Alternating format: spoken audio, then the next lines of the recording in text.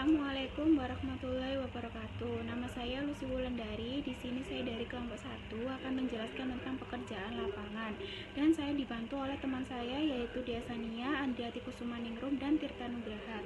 Dimulai dari saya yaitu akan mempresentasikan dari tahapan pekerjaan lapangan. Tahapan pekerjaan lapangan ini lebih memfokuskan pada pengujian transaksi dan komunikasi audit. Dari pekerjaan lapangan akan dihasilkan daftar temuan yang signifikan yang akan disajikan dalam daftar laporan audit. Dalam bab ini akan dijelaskan tahapan-tahapan pekerjaan lapangan. Yang kedua ada pertemuan awal. Nah, pertemuan awal ini adalah suatu pertemuan awal di mana mengidentifikasi bidang yang menjadi perhatian khusus yang harus ditandatangani. Kemudian auditor diharapkan memperoleh gambaran mengenai audit atau sistem yang akan diaudit, sumber daya yang tersedia, dan informasi yang relevan. Topik yang dibahas yaitu ada 4, yaitu yang pertama pengendalian tim auditor internal ke personel audit, yang kedua ada mengkomunikasikan jadwal pembahasan mengenai titik-titik yang luar biasa, diskusi tentang temuan dan sebagainya.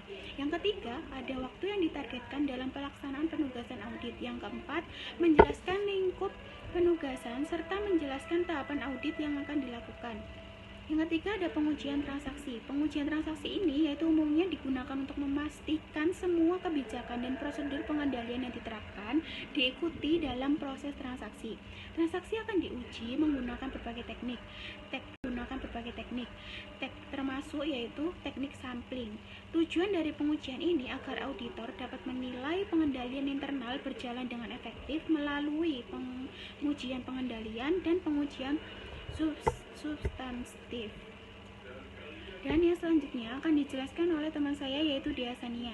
Terima kasih. Selanjutnya, saya akan menjelaskan tentang komunikasi audit. Berdasarkan hasil survei pendahuluan yang telah dilakukan oleh auditor, pada saat yang sama, auditor akan memiliki kesempatan untuk berdiskusi dengan auditor. Auditor juga akan menginformasikan tentang kemajuan audit selama proses berlangsung. Biasanya, komunikasi dapat dilakukan secara lisan atau melalui surat elektronik, email tertulis, atau memo untuk masalah yang lebih kompleks agar memiliki pemahaman yang sama mengenai proses bisnis yang diaudit. Kemudian pertemuan akhir. Setelah menyelesaikan pekerjaan lapangan, auditor akan bertemu dengan auditor untuk membahas temuan awal dan rekomendasi yang diusulkan. Pertemuan ini memberi kesempatan kepada kedua belah pihak untuk menyepakati rekomendasi yang paling layak dan untuk menghindari kejutan selama fase penyampaian laporan. Kemudian evaluasi.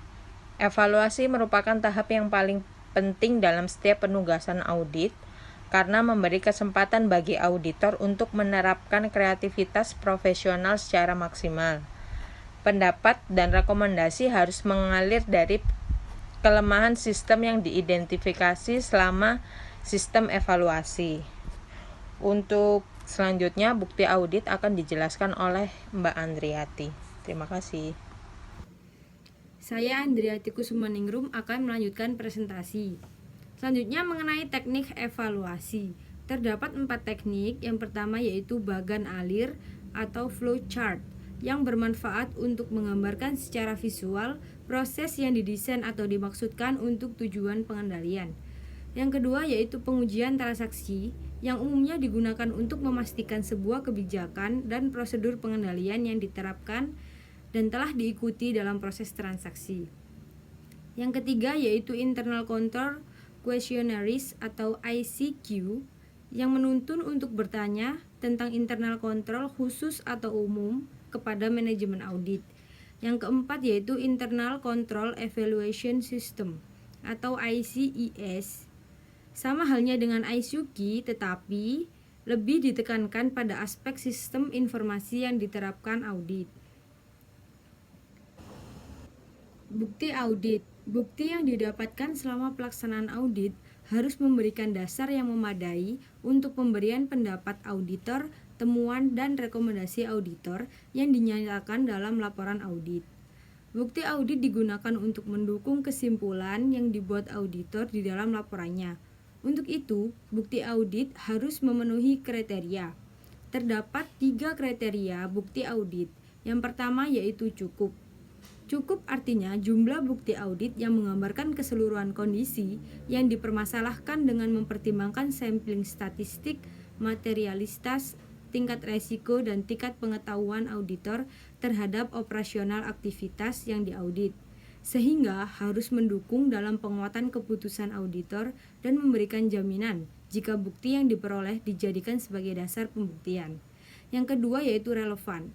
Relevan artinya bukti berhubungan langsung dengan tujuan dan ruang lingkup audit yang dijalankan. Bukti yang terkait dengan kondisi untuk mendukung argumentasi, simpulan, dan rekomendasi dari auditor. Yang terakhir yaitu andal.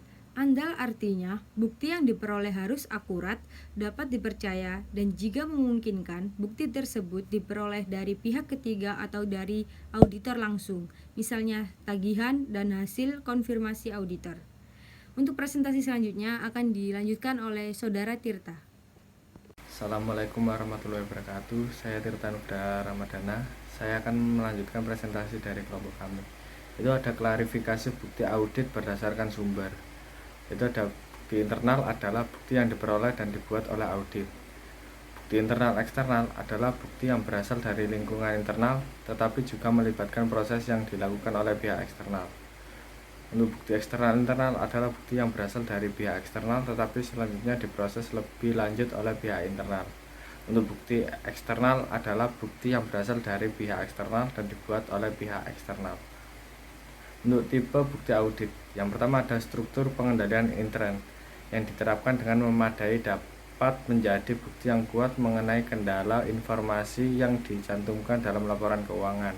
Yang kedua, bukti fisik adalah bukti yang diperoleh auditor melalui aktivitas pengamatan secara langsung.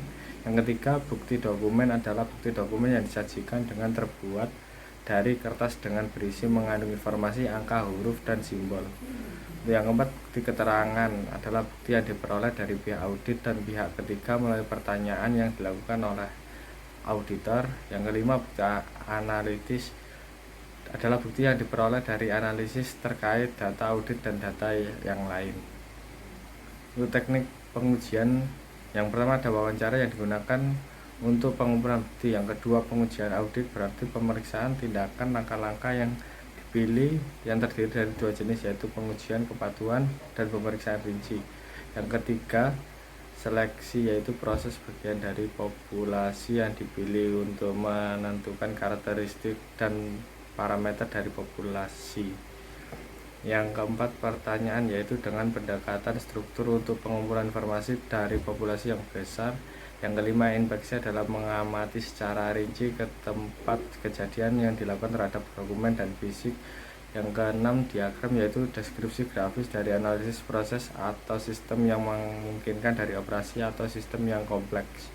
Yang ketujuh, pemodelan yaitu dengan metode yang memfasilitasi pengembalian keputusan melalui simulasi proses aktual yaitu model matematika dan statistik.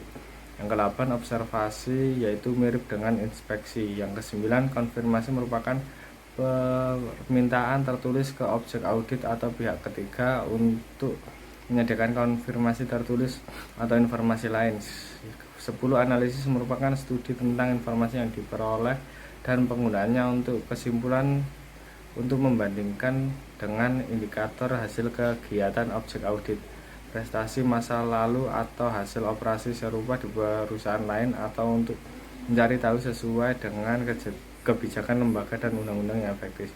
Yang 11, vouching adalah menelusuri suatu catatan ke dokumen dasar. Yang ke-12, tracing adalah menelusuri bukti transaksi ke dasar catatan atau jurnal dan buku besar. Scanning adalah penelaahan secara umum terhadap dokumen, catatan, dan daftar pendukung yang dikerjakan dengan cepat guna mendeteksi adanya elemen-elemen yang memerlukan penyelesaian lebih lanjut. Demikian presentasi dari kelompok kami. Jika ada salah-salah kata mohon maaf. Sekian, terima kasih. Wassalamualaikum warahmatullahi wabarakatuh.